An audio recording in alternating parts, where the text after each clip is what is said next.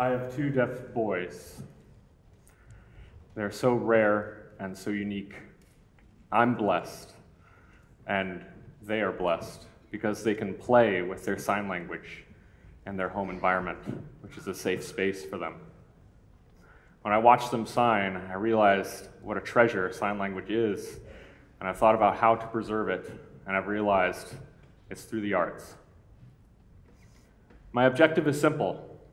I just want my boys to comprehend their place in the lineage of the language and the richness and the complexity of it. As I was growing up in 8th grade, I wrote a story, and the teacher offered me two options: whether to sign that story to the class or to speak it.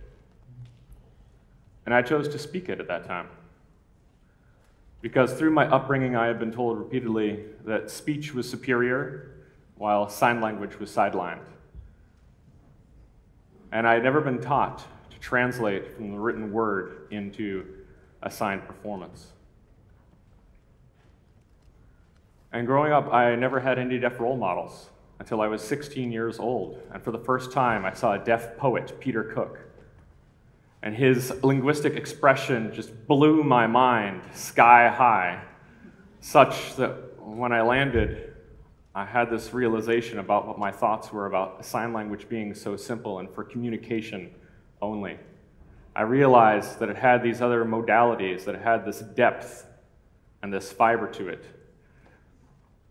I became a teacher, and I taught kindergarten through 3rd grade, and taught sign language to deaf students.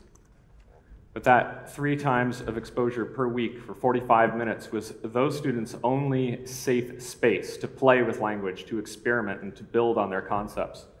Can you imagine not having any time outside of that, and returning to their home environment, potentially without communication, as compared to my boys, who are utterly privileged? But I don't want to limit them to the 2 role models of myself and my wife. I would like their diet of role models to be varied and full. Just as you wouldn't feed broccoli consistently every day to the child, you'd want to provide them with a varied diet of fruit and vegetables, because the more nutrition you're able to offer them, the healthier their development. Because what happened to me should not happen to any other deaf children. That's why I left the classroom and came to the world and founded my own Deaf Poets Society, one component of which, of 3, is ASL Slam. The mission of which is to provide a platform to create a safe space for the deaf community to play with their language of signs and to learn to play and to have fun with that. And we pull in other talent and other artists to express themselves on stage so that they can share their work and inspire that audience, because we want to seed the next generation of talent. And we want to water those seeds and grow them up so that we can have more deaf poets and storytellers and role models. Another component of that Deaf Poets Society is establishing additional chapters of ASL Slam in cities around the country with the same mission as the home event. And then the 3rd component is touring around the world. We just went to Jamaica, I just went to Cuba and Norway, and I'm going to Australia next. Regardless of various socioeconomic statuses of those places, we are traveling and bringing that mission to those places. You know, each country around the world has their own sign language, whether Australia or any of those other places I mentioned. So we use international sign to communicate, to respect their language. And I have a roster of poems in a visual vernacular, which makes a more image-based approach so that we can reach out to those international deaf communities around the world.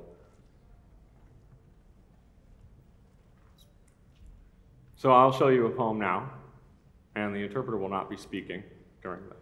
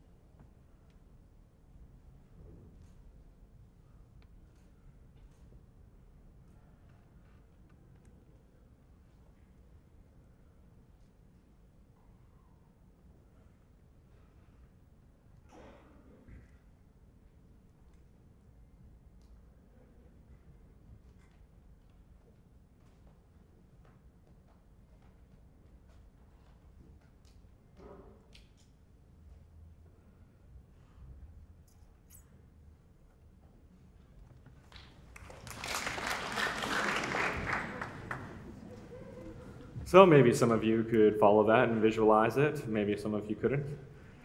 But this is visual poetry. I feel like it's a soundless visual musical composition. And this poem was the first poem that I crafted in the visual vernacular that had that built-in meter to it and rhythm.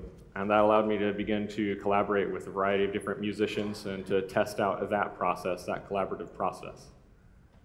But I felt like it would be important to correlate sound to that visual poetry. And then I worked with the Merge Art Collective. A woman named Mia at that organization asked me to compose a poem, which I did, gave them the video, and she went through the poem and composed a score to match up with it. And then we teamed up with 4 musicians and rehearsed repeatedly until it was polished. And of course, coming here to Vienna, I brought the score and met 2 Austrian musicians. So I would like to welcome them to the stage so that we can show you that collaboration live here.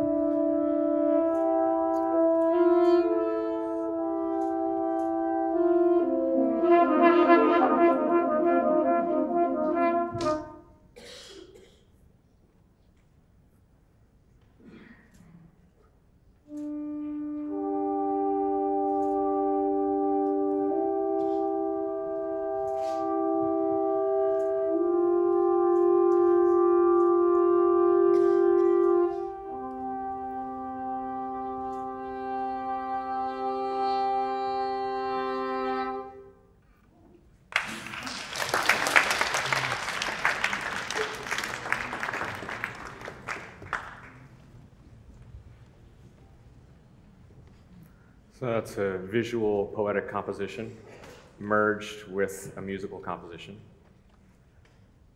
All right. And the goal of that is to be able to reach out, not just to international deaf community, but also to the broader hearing community, so that you all can see and understand the richness and the complexity that sign language has within it.